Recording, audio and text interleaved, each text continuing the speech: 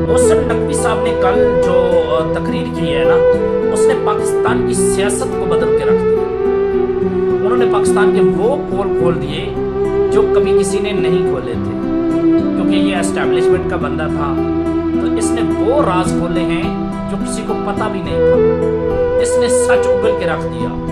इन्होंने बोला कि जो हम निज़ाम लाए हैं, जो हम हुकूमत लाए हैं, वो सारी की सारी फेक है, वो किसी काम की नहीं है। ना उनसे ये निज़ाम संभाला जा रहा है, ना वो ये निज़ाम संभाल सकते हैं। वो सारे के सारे बेकार हैं। अगर इस सिस्टम को ठीक करना है तो एक नया निज़ाम लाना होगा। उसने ये जो कहा है, ये किस तरफ इशारा है? ये खान साहब की तरफ इशारा है, या कोई नया निज़ाम, या कोई ऐसा निज़ाम लाया जा रहा है जो पार्लियामेंट तरीके से नहीं आए, बल्कि डायरेक्टली कोई निज़ाम लाया जाए। उस निज़ाम के अंदर पाकिस्तान की बेहतरी होगी या पाकिस्तान का नुकसान होगा, ये अल्लाह की ज़ात को पता।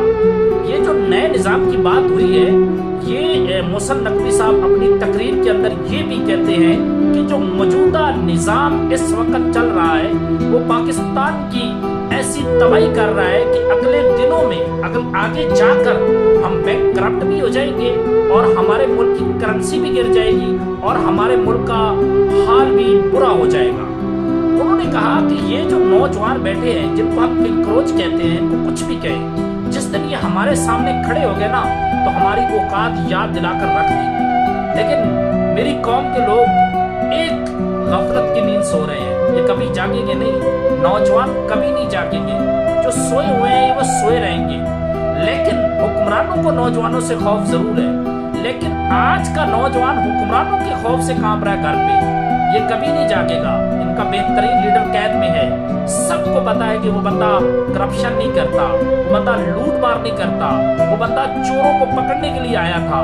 उस बंदे ने जो निज़ाम बनाया था, वो मुल्क की बेहतरी के लिए निज़ाम बनाया था, तो उस सिस्टम को नंगा करने के लिए वो आया था।